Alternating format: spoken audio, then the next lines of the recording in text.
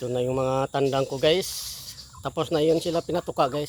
Yan, tapos na yun sila pinatuka.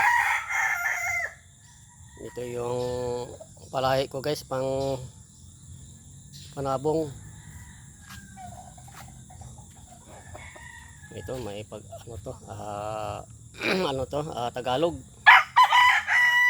Ito may lahi yan guys.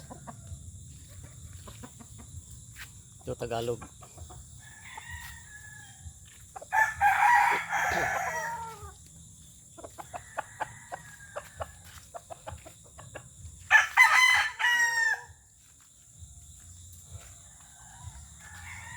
Ito Tagalog na Tagalog. Ito may mga lahi to guys. Ano lang to, kaya lang ano lang, crossbreed. Tabingi ang buntot. Bata pa yan, mga 6 month hanggang 7 month. Bata pa. Apat yan sila guys. Yung dumalaga na yan, apat yan sila. Yung dalawa kinatay ko nung isang linggo, nung nakarang linggo.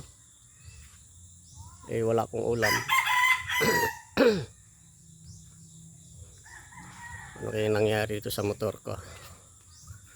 Ang motor ko guys, hindi ko pa pinayos. Binabalutan ko guys, gawa ng diyan nag-iipot ang mga manok. Diyan sila maghapon minsan. Kaya nga madumi oh. Diyan sila tumungtong yung mga manok kong gala.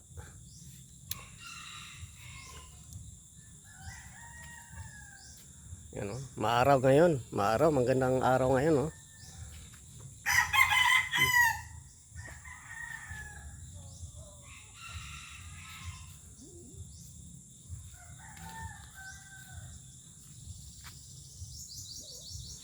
Ay siya nga pala yung tinanim kong saging tordan guys.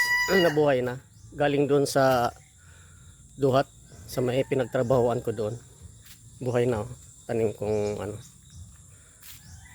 tordan. Buhay na siya. Tapos yung isa naman, dalawa kasi yun eh. Dinala ko, ayun, buhay na guys. Tordan. Ayun, buhay na. Yun na guys, oh, ito. Buhay na. Ayan. Pero ito guys, ano naman to, yung saging nito na parang parang tordan din siya pero iba siya. Hindi makatulad nito, yung tong tunay na tordan. Ito iwan ko anong tawag nito. Ayun, nakatiba na ako diyan. Siguro mga 5 beses na ako nagtiba nito. Parang tordan siya, pero hindi siya tordan. Ibang klase siya, saging yan. Pero tatanggalin ko yan guys, para siya lang mabuhay, itong tordan. Ito namin, hindi ko naman to putulin yung tatlo.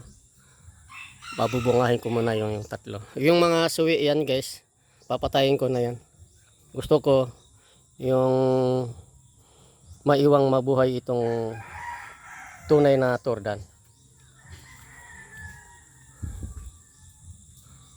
Wala na, maliliit na yung bunga ng papaya. Kasi yan Tagalog yan native na papaya.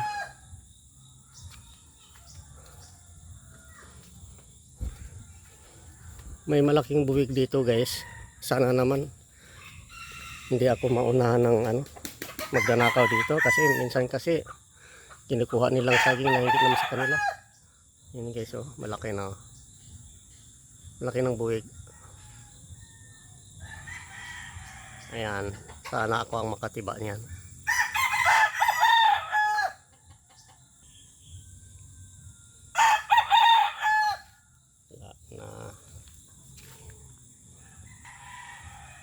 Okay guys, bye bye guys. Bye bye. Ingat kayo palagi. Bye bye. Happy Sunday morning. Bye bye. Ingat.